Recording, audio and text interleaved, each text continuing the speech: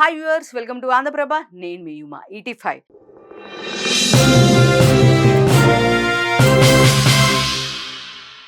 KGF series audience ని ఎంతగా ఆకట్టుకుందో ప్రత్యేకంగా చెప్పాల్సిన పని లేదు. ప్రెసెంట్ ఈ సిరీస్ లోని థర్డ్ పార్ట్ కోసం ప్రేక్షకులు ఈగర్ గా వెయిట్ చేస్తున్నారు.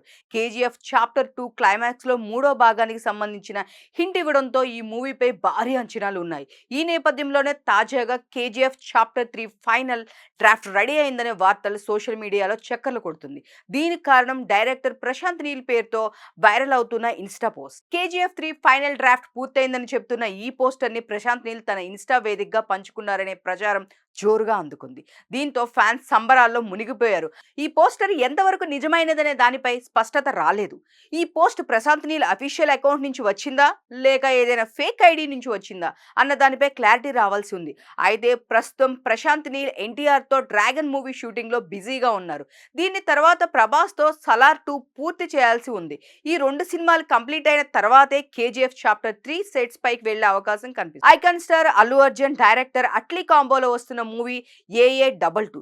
ఈ సినిమాకు సంబంధించిన ఒక అప్డేట్ మూవీపై ఓ రేంజ్ లో అంచనాలు పెంచుతున్నాయి. ఇప్పటికే హీరోయిన్స్ విషయంలో క్లారిటీ ఇచ్చిన మూవీ మేకర్స్ రీసెంట్ గా AA22 సినిమా రేంజ్ ఎలా ఉండబోతుందనే విషయాన్ని రివీల్ చేశారు. ఈ సినిమాను హాలీవుడ్ రేంజ్ లో ప్లాన్ చేస్తున్నారంట మేకర్స్.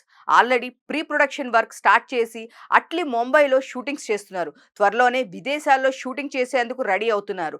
ప్యారలర్ వర్డ్స్ నేపథ్యంలో రూపొందుతున్న ఈ మూవీలో బన్నీ 4 డిఫరెంట్ రోల్స్ లో కనిపించబోతున్నారని తెలుస్తుంది. దీనిపై ఇప్పటి వరకు అయితే ఎలాంటి అఫీషియల్ క్లారిటీ రాలేదు. అయితే ఇటీవల డైరెక్టర్ అట్లీ మాట్లాడుతూ ఈ సినిమా కోసం సరికొత్త ప్రపంచాన్ని క్రియేట్ చేస్తున్నామని చెప్పారు. ఈ క్రమంలోనే ఈ సినిమా భారీ హైప్ నెలకొంది. సిల్వర్ స్క్రీన్ పై కొన్ని జోనర్స్ కు ఎప్పుడైనా సరే ఫుల్ డిమాండ్ ఉంటుంది.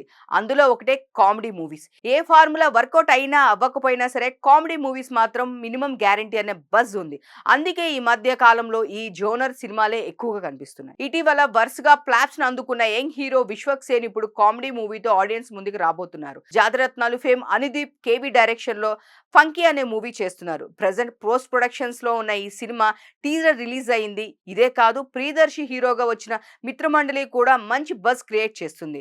అంతేకాదు, ఇప్పటి వరకు డిఫరెంట్ జోనర్స్ లో మూవీ చేసిన కిరణ్ అబ్బవరం కూడా ఇప్పుడు కామెడీ మూవీతో ఆడియన్స్ ముందుకు వస్తున్నారు. మన్మధుడు అక్కినేని నాగార్జున ఎంతమంది హీరోయిన్స్ తో ఆన్ స్క్రీన్ రొమాన్స్ చేసినప్పటికీ టబుతో మాత్రం ఆయన కెమిస్ట్రీ స్పెషల్. గతంలో వినిపించిన పుకార్లు వలన ఈ జంటకు క్రేజ్ వచ్చింది. ఆవిడే మా ఆవిడ మూవీ తర్వాత ఈ జంట తెరపై మళ్ళీ కనిపించలేదు. అయితే ఇన్నాళ్ల తర్వాత మరోసారి వీరిద్దరు కలిసి నటిస్తున్నారని తెలుస్తుంది. ఈ సినిమా నాగార్జున 100వ చిత్రం కావడం విశేషం. కొత్త డైరెక్టర్ కార్తిక్ తో నాగ్ 100వ సినిమా చేయబోతున్నారు. రీసెంట్ గానే ఈ సినిమా మొదలుపెట్టి రెగ్యులర్ షూటింగ్ కూడా స్టార్ట్ చేశారు. ఈ మూవీలో నాగ చైతన్య, అఖిల్ పాత్రలు ప్రత్యేకంగా కనిపించబోతున్నారనే టాక్ వినిపిస్తుంది. ఏదేమైనా టబు కూడా ఈ ప్రాజెక్ట్ లో చేరితే నాగ్ 100వ సినిమా మరింత క్రేజ్ రావడం ఖాయం.